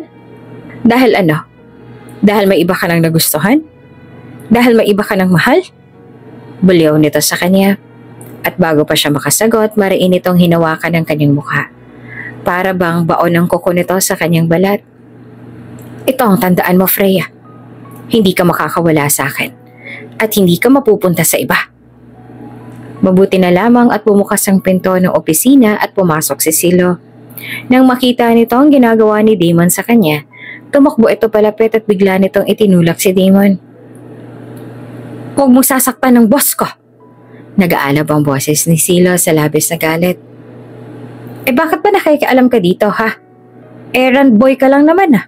Boyfriend niya ako. Wala kang karapatan na makialam dito. Pagalit na bulyaw naman ni Damon. Sinasaktan mo ang boss ko. Hindi makatarungan yung ginagawa mo. Kahit na girlfriend mo pa siya, wala ka pa rin karapatan na saktan siya. Palag naman ni Silo. Puno naman ng sarcasm na tumawa si Damon. Ano bang pinagmamalaki mo dito, ha? Aren't you just an employee? Kaya wala kang karapatan na makialam sa away at kung ano man ang nangyayari sa mga boss mo. May bahid pa ng pang-uuyam ang tinura nito. Empleyado nga lang po ako dito, sir. Pero empleyado ako ni Miss Freya at hindi ninyo. Kaya bilang empleyado niya, trabaho kong protektahan ng boss ko. Nagmumura sa galit na sabi ni Silo. Pinigilan na ni Freya si Silo dahil ayaw niya na pati ito ay sakta ni Damon. Nakita ni Damon ang ginawa niyang paghawak sa kamay ni Silo para pigilan nito at hindi nito nagustuhan ang ginawa niyang yon. Siya ba, Freya? Puno pa rin ng sarkasmo ang tono ng boses ni Damon. Nandiliit ang mga tingin kay Silo. Siya bang dahilan kung bakit ayaw mo na sa akin? Kaya ayaw mo na akong balikan dahil sa hampas lupang lalaking yan? Tumigil ka na, Damon. Kahit ano pang gawin mo. Hindi na ako makikipagbalikan sa'yo. Malamig na saad niya. Babe, umalis ka na, Damon. Nag-aalab ang kanyang tingin. Tandaan mo rin ang sinabi ko. Wala na tayo. Kung ano man ang namagitan sa atin, tapos na yan. Tinatapos ko na. At huwag ka na rin umasa na mapapatawad pa kita at maibabalik pa tayo sa dati. The moment you raised your hand at me, it marked the end of everything between us. Nawala na rin ang pag-asa na maaayos pa natin to. So leave. Nagsusumamo ang mata nito. Freya, just leave, Damon. Marahas na sigaw niya dito. Huwag mo nang hintayin na tumawag pa ako ng security para lamang kaladkarin ka palabas. Mabuti na lamang at nakinig si Damon sa sinabi niya. Marahil ay napagtanto nito kung ano ang kaya niyang gawin, lalo na't nasa property niya ito. Pagkaalis ni Damon, nangihina ang tuhod niya at napaupo siya. Kitang-kita pa rin ang pumumulan ng kanyang pisngi dahil sa higpit ng hawak ni Damon kanina. Ayos ka lang po ba, ma'am? Nag-aalala na tanong ni Silo. Pinasadahan pa siya nito ng tingin upang makita kung may iba pa bang masakit sa kanya. Yes, ayos lang ako. Thank you. Yumuko si Silo, puno ng pag-aalala habang ang mga mata nito ay nakatingin pa rin sa kanya. Inabot ng isang kamay nito ang pisngi niyang namamaga dahil sa lakas ng sampal ni Damon. Namamaga po ang pisngi mo, ma'am. Sandali lang po at kukuha ho ako ng cold compress. Hindi niya na napigilan si Silo dahil bago pa man siya makasagot, umalis na si Silo para kumuha ng cold compress. Bumalik din kaagad ito, dala na ang kinuha. Thank you. Nahihiyang sabit niya kay Silo. Tinanong pa siya ni Silo kung may iba pa siyang kailangan. Nang sabihin niya na wala, naupo ito sa kanyang tabi. Hindi pa rin naalis ang pag-aalala sa itsura nito. Lumipas ang mahabang sandali at nananatili lamang na tahimik si Silo. Dama niya ang pagtataka nito pero hindi ito nagtanong. Tiningnan niya si Silo. Aren't you going to ask what happened? Umiling si Silo. Kung hindi po kayo komportable na sabihin sa akin kung anong nangyari, hindi po ako magtatanong. Nagbuntong hininga siya ng malalim. I caught him cheating on me. Tumingin ulit siya kay Silo na bakas ang gulat. Not just once, but twice. Para bang gusto niyang matawa sa sarili tuwing iniisip niya na nagawa niyang patawarin si Damon noong unang beses na nahuli niya itong niloloko siya. Dapat pala, ay una pa lang naniwala na siya sa sinabi ng kanyang ama na si Damon ang tipo ng tao na mahirap pagkatiwalaan. Siguro masyado lang siyang nabulag sa pagmamahal niya. Hindi ko nga rin alam kung bakit ko pa pinalampas nung una ko siyang nahuli na niloko ko. Dapat pala una pa lang iniwan ko na siya. Ngunit pinatawad ko pa rin siya noon. Binigyan ko siya ng isa pang chance dahil ang akala ko, hindi niya na ako lolokohin ulit. Akala ko kasi natuto na siya sa naging pagkakamali niya. Naging tanga ako at naniwala sa sinabi niyang hindi niya na uulitin ang nagawa niya sa akin noon. May bigat sa kanyang puso habang sinasabi niya ito. Siguro dahil sa minahal ko talaga siya. I thought he was the one I was going to marry. Akala ko kasi, siya na yung tao makakasama ko habang buhay. Which is why I kept forgiving him. Natawa si Freya sa kanyang sarili. Naging sobrang tanga siya dahil lang sa pag-ibig niya para kay Damon na hindi naman deserving sa pagmamahal niya. Hindi ko alam na sa paulit-ulit na pagkakamali niya sa akin, ay nawala rin pala ang pagmamahal ko para sa kanya. Pagpapatuloy niya. I was losing myself too. Kaya nung nahuli ko siya na niloloko ulit ako. Kahit na may feelings pa rin ako for him. And I feel like I couldn't afford to lose him. Hiniwalayan ko na siya. I just feel like it's enough. Lalo pat nagawa niya rin akong saktan. Kung nagawa niyang saktan na ako ngayon, what more kapag siya nang maging asawa ko, right? Sinangayunan ni Silo ang sinabi niya. Kahit kailan na hindi naging tama na manakit. Dahil kung tunay na mahal ka niya, ay hindi niya magagawang saktan ka. Yes, exactly. Hayaan mo na, ma'am. May karma rin na darating sa kanya dahil sa kasalanan niya sa'yo. Ang mga tao na katulad ng ex-boyfriend mo ay hindi na dapat binibigyan ng isa pang pagkakataon. Hindi lamang siya nanloko, pinagbuhatan ka pa niya ng kamay. Alam mo, ma'am, mas mabuting ipagdasal na lang natin siya para ang karma na mismo ang lumapit sa kanya.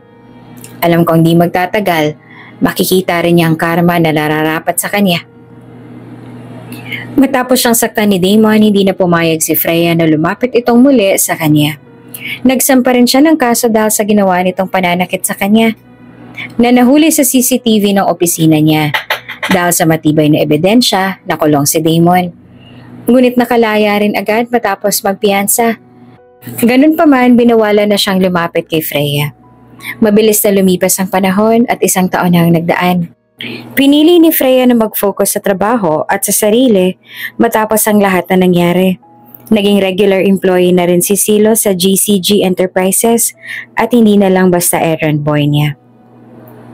Ano ba yung sasabihin mo sa akin, Yasmin? Bakit kanina ka pa mukhang balisa? Nagtatakang usisa ni Freya kay Yasmin na nasa kanyang tapat at sinasabi na may nais daw itong iulat sa kanya. Kasi ma'am, nagbuntong hininga ito ng malalim. Nalaman ko po kasi kanina lang na boyfriend na ng pinsan mo ang ex-boyfriend mo si Damon. Ha? Nagtatakang ana ni Freya. Si Priscilla? Opo ma'am. Hindi ko nga po alam kung anong naisip niya at sinagot niya ang gagong yun eh. Alam naman nila na sinaktan ka niya noon. May bahid din ng ines ang tono ng boses ni Yasmin. Well, hindi ba't matagal niya nang gusto si Damon? I mean, kami pa man ni Damon noon ay alam ko nang may gusto si Priscilla sa kanya. And it's no longer surprising. Kalmante na sabi niya. Pero ma'am, ang pangit pa rin ang ginawa niya. Parang hindi niya alam ang girl code. Ngumisi naman si Freya. It's okay, Yasmin. Bagay naman silang dalawa. Parehong uhaw sa atensyon.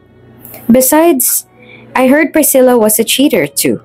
She cheated on her ex-husband to be with their driver, but eventually broke up with him. She and Damon are exactly the same. They complement each other so perfectly, both deceitful and untrustworthy. May bahid pa ng pang-uuyam ang tinuran niya. Hindi halata, pero mula pa nung una, ramdam na ni Freya na may lihim na galit sa kanyang mga pinsan niya. Siguro dahil nainggit sila sa kanya. Sa kanyang edad, mas naging matagumpay siya kaysa sa kanilang lahat. Magaling lang silang magpanggap na mabuti kapag kaharap siya. Palaging may ngiti at mabait ang pakikitungo. Mabuti na lamang at lumabas na rin ang totoong ugali nila ngayon. Silo, wala ka ba talagang babaeng nagugustuhan ngayon? Napadaan lang sana sina Freya sa 3rd floor nang marinig niya ang tanong ng isang babae kay Silo na may pinapapirmahan sa kanila. Naging curious siya sa sagot ni Silo kaya't napahinto siya sa paglakad at nagkunwari na may hinahanap sa mga papeles na nakapatong sa isang mesa, mabuti na lang at walang nakaupo roon.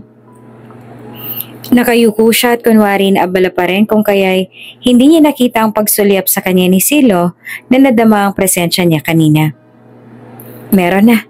Tago ni Silo sa babae na ikinakunot naman ng noon ni Freya. Wow, talaga? Sino naman ang maswerteng babaeng nagustuhan mo? Kunot-noo pa rin na sumulyap si Freya sa direksyon ni Silo nang hindi ito sumagot. Nakita niyang nakangiti lang ito pero para bang may ibang ibig sabihin ng ngiti nito. Dito rin ba sa GCG nagtatrabaho?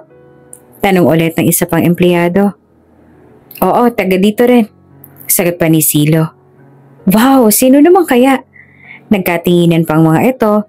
Kaya pati si Freya ay mas lalong na-curious at biglang gusto na ring malaman kung sino nga bang babaeng tinutukoy ni Silo. Anong floor siya? Bigay ko naman ng clue. Hirit pa ng isa. Baka si Hyacinth, yung maganda sa accounting department? Palagay ng isa. Oo nga, may nakakita sa inyong dalawa nung 1 linggo na magkasama sa bar. Tukso pa ni Grayford. Sinabay ko lang siya noon. Nakita ko kasing iniwan na siya ng mga kasama niya. Lasing na, baka kung ano pang mangyari sa kanya. Salaysay pa ni Silo. Bukang bibig ka raw nun ah. Baka siya talagang natitibuhan mo ngayon ah. Ani naman ni Celeste. Kaya pala mukhang inspired ka ngayon ah. Talak pa ng isa. Natatawa naman si Silo sa mga panunukso nila. Alam niyo kayo ang issue niyo. Kaibigan ko lang si Hyacinth. Hindi na pinakinggan pa ni Freya ang usapan nilang lahat dahil bigla na lang siya nakaramdam ng inis. Hindi niya mawari kung ano ang dahilan. Siguro dahil nag-uusap ang mga empleyado niya sa oras ng kanilang mga trabaho. Iyon pa naman ang pinakaayaw niyang gawin nila. Bumalik na lang si Freya sa office niya at kahit tapos na ang trabaho, inulit niya ang lahat ng yon. Come in! Saad ni Freya nang may narinig na sunod-sunod na pagkatok sa pinto ng office niya. Pumasok si Silo sa loob na kinataas naman ng isang kilay niya. Ma'am, absent daw po ngayon ng personal driver mo. May sakit daw po kasi ang asawa kaya walang magbabantay sa mga anak nila. Ulat nito. Iyon naman dahilan kung bakit andito ka? May kasungitan na tanong niya. Opo. Naguguluhan na sambit ni Silo. Nagtataka kung bakit nagsusungit siya. Pero pwede naman po ako munang mag-drive sa inyo ngayon. Hindi po ba't may meeting ka ngayong araw sa Japanese investor? Hindi na kailangan, kaya ko namang mag-drive. Masungit pa rin na sagot niya, na nananatili lang na nakatayo roon si Silo. Nag-angat ulit siya ng ulo dito.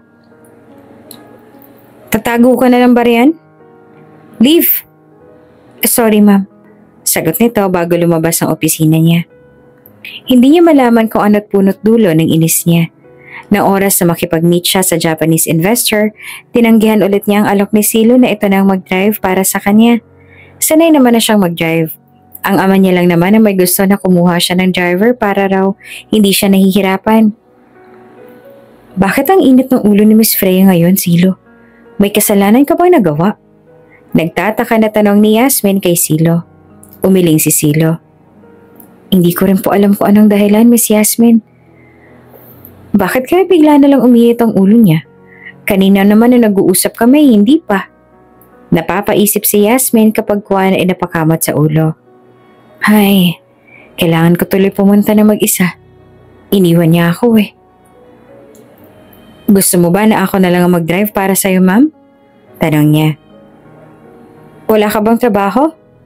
Wala na po. Sure. Tinatamad din ako mag-drive. Kunin mo na lang ang sunglass ko sa office na iwan ko eh. Paalam nito at nagbandali nang bumalik sa opisina. Hinintay niya naman na makuha ni Miss Yasmin ang sunglass nito at siya nang nag-drive para dito. Tila hindi pa natuwa si Miss Freya nang makita siya nito. Ngunit hindi niya na naitanong kung ano bang maling nagawa niya dahil naubos na ang oras si Miss Freya sa pakikipag-meeting sa mga investor. Anak, bakit naman ang lalim ng iniisip mo? Usisa ni Don Prudencio sa anak na tahimik na nasa veranda at nakatanaw sa malayo. Sinulya pa ni Freya ang kanyang ama. Wala naman po, Dad. Kung wala, bakit parang pinagsakluban ka ng langit at lupa? Usisa pa ni Don Prudencio sa anak. Nagbuntong hininga na lang si Freya na hindi naman alam kung paanong sasabihin sa kanyang ama kung ano ang bumabagabag sa kanya at ang weird na nararamdaman niya. Is this about Silo? Usisa muli ni Don Prudencio sa anak. How did you know that? Nabiglang tanong ni Freya. Halata naman na siyang laging nasa isip mo, anak. May pigil ng ngiti sa labi na sabi ni Don Prudencio. Halaan ko. Umiibig ka na sa kanya, no? Magagalit ka ba kapag sinabi kong, Opo, Dad? Nag-aalangan niya yung sambit. No, bakit naman ako magagalit? Mabuting tao si Silo. Kilala ko na siya, kaya walang masama kung nararamdaman ka para sa kanya. Usal ni Don Prudencio. Hindi na nito pinigilan ang pagsupil ng ngiti sa labi. Walang problema sa akin kung nagkakagustuhan na kayong dalawa dahil alam ko na hindi katulad ni Damon si Silo. Mabuting tao si Silo at may takot sa Diyos. Maayos din ang naging pagpapalaki sa kanya ng mga magulang niya. Gusto niyang maging masaya dahil walang problema sa kanyang ama na may nararamdaman siya para sa kaibigan nito. Pero hindi niya naman maalis sa isipan niya na may ibang babae na nagugustuhan si Silo. I like him. I believe it's more than that. Pag-amin ni Freya. Pero mukhang may iba na po siyang gusto. Paano mo naman nasabi na may iba siyang gusto? Sinabi niya ba sa'yo? May nobya na ba siya o kaya nililigawan na? Umiling siya. No, pero narinig ko pong sinabi niya sa mga empleyado ng GCG na may nagugustuhan na siya. Baka naman sinabi niya lang yon para tigilan na nila siya. Sabi sa akin ni Yasmin, maraming araw ang nagkakagusto kay Silo at laging sumusunod sa kanya para magtanong ng kung ano-ano. Siguro hindi na siya komportable sa mga tanong nila kaya nagsinungaling na lang siya. Ani ng kanyang ama. Kaya napaisip si Freya. Kilala ko si Silo at alam kong ayaw niya makapanakit ng iba. Ginawa niya marahil yon para hindi na sila mas lalong umasa sa kanya. Umasa na sana si Freya dahil sa sinabi ng kanyang ama. Iniisip niya na baka yun nga ang dahilan ni Silo, pero nawasak ang pag-asa niya nang iyon ang sumapit ang kaarawan ni Hyacinth. Nakita niya si Silo na sobrang dressed up. Tila handang-handa para sa celebration ng birthday ni Hyacinth. Narinig pa niyang mga usap-usapan na baka raw ay aamin na si Silo ng nararamdaman kay Hyacinth. Alam mo ma'am, feeling ko bukas may girlfriend na yung si Silo. Wika ni Yasmin. Bakit? Halata naman kasi na may gusto rin siya kay Hyacinth. Ship kaya sila ng mga empleyado natin. Baka nga totoo ang sabi nila na aaminin na mamaya ni Silo. Really? May bahid ng inis ang timbre ng rinig niya na hindi naman halata ni Yasmin. Hindi rin ako magugulat kung sa susunod na araw ay mas lalong maging masipag yung si Silo dahil inspired. Pahabol pa ni Yasmin. Nang dahil sa labis sa frustration at inis ay hindi niya naman pinansin si Silo. Noong nagpaalam ito sa kanya kung maaari ba itong mag-out ng maaga, sinabi niya na pwedeng-pwede itong dumalo sa birthday celebration ni Hyacinth at hindi na nito kailangan na magpaalam sa kanya. "One more whiskey please," sabi ni Freya sa bartender na kaagad naman na ginawa ang order niya. Noong ibinigay na nito sa kanya ang order niya, may isang kamay ang pumigil para tanggapin niya iyon. Kunot noon na binalingan niya kung sino ang taong pumigil para tanggapin ang order niya at nagtaka naman siya nang makita na si Silo iyon. "What are you doing here, Silo?" Lasing na tanong niya dito. "Lasing ka na ma'am, umuwi na po tayo. Ako na magdadrive sa inyo. Baka mapano ka pa sa daan." Saad nito sa kanya. "No, hindi pa ako lasing. Umuwi ka na. Doon ka na sa Hyacinth na gusto mo." Pagmamatigas niya naman. Pero hindi nakinig sa kanya si Silo. Hinawakan siya nito sa balikat at inalalayang tumayo. Sinubukan niyang itulak ito. Subalit malakas si Silo at hindi man lang ito natinag sa kanya. "Ma'am, lasing ka na. Hindi pwede na dito ka magpalipas ng gabi. Sigurado ako na nag-aalala sa'yo ngayon si Tatang Prudencio." Sabi nito sa kanya, nang subukan niyang magpumiglas ay bigla siya nitong binuhat. "Hey!" Naiinis sa sambit ni Freya. Mapungay ang kanyang mga mata na nakatingin dito. "Bakit ba andito ka? Di ba umattend ka sa birthday ni Hyacinth na yon?" "Doon na nga ho ako galing ma'am. Pero dahil yun sa ayokong isipin ng iba ng mga empleyado na hindi man lang ako nakikisama sa kanila." Malumanay na sabi sa kanya ni Silo. "Really?" Lasing na talaga siya dahil pakiramdam ngayon ni Freya ay umiikot na ang paningin niya. "Pero di ba't aamin ka na dapat sa kanya? Bakit ka nandito?" "Kay Hyacinth? Wala po akong gusto sa kanya ma'am. Bakit naman ako aamin?" Sambit ni Silo at tumango sa mga bodyguard ng club na nakabantay sa pinto. "But I thought..." Napatigil siya sa kanyang sasabihin. "Iyon ang sabi ng iba." "Nako, hindi ho totoo yun ma'am. Na hindi ko nga ho alam kung bakit inaasar nila kami. Babae rin naman ang gusto ni Haya at si Ma'am Yasmin yun." Pakiramdam ni Freya ay nawalan siya ng kakayahan na makarinig at makaintindi dahil sa sinabi ni iyon ni Silo. Talagang naglaan siya ng ilang minuto para lang maintindihan ang sinabi ni Silo. Dahil sa malalim niyang pag-iisip, ay hindi na siya nagpumiglas at matiwasay na naipasok siya ni Silo sa loob ng sasakyan niya at ito na ang nag-drive noon. "Hey!" Tinawag niya si Silo. "You know that I like you, right?" Dahil siguro sa alak kaya ang lakas ng loob niya na itanong yon. Tumingin sa kanya si Silo. Kahit na malamlam ang ilaw sa loob ng sasakyan at mapungay pa rin ang mga mata niya, ay nakikita niya pa rin ang matamis na ngiti sa labi ni Silo. "Kung ang ibig niyo pong sabihin ay kung matagal ko nang alam yon, ang sagot ko po ay hindi. Ngayon ko lang po nalaman na gusto mo rin ako."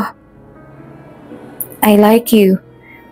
Dahil sa kalasingan ay nawala ng hiya sa katawan niya. "I really like you, Silo. And I'm so mad at you because I thought you like her. I thought you like Hyacinth." "Ay, hindi ko po siya gusto, ma'am. Ikaw ang gusto ko." Kahit lasing na lasing siya sa mga sandaling yun, malinaw na natatandaan niya ang sinabi ni Silo na gusto rin siya nito. Ganun man, kinabukasan ay hiyang-hiya siya sa binata dahil sa lahat ng mga sinabi niya. Pero kahit na nakakahiya yun, ang mahalaga ay nalaman niya na gusto rin siya ni Silo. At bilang mataas ang respeto sa kanya ni Silo, niligawan muna siya nito. At pareho naman na natuwa ang ina't ama nila na malamang sila na. Noong mag-announce ng kasal si Priscilla at ang ex niyang si Damon kung saan ay imbitado silang dalawa ni Silo na dumalo, walang pagdadalawang isip na dumating sila para ipamukha sa kanila na baliwala lamang para sa kanila ang pangsishade nila sa kanila dahil ang mahalaga ay mahal nila ni Silo ang isa't isa. Hindi naman naging maganda ang naunang relasyon. Naloko at nasaktan siya ng ilang beses, ngunit ang mahalaga, after ng lahat ng yon, ay natagpuan niya pa rin ang tunay na kaligayahan sa piling ni Silo. At walang kasing saya ang nararamdaman niya ng ilang taon lamang mula nung ikasal silang dalawa, ay biniyayaan sila ng malulusog na anak.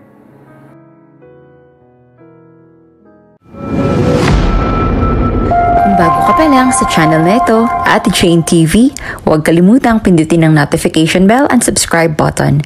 Sana po hindi naman malaking abala sa inyo ang pagpindot ng subscribe button dahil ang kapalit po nito ay ang pagsuporta para makapag-produce ng mga libreng stories sa mga channels ni Ate Jane.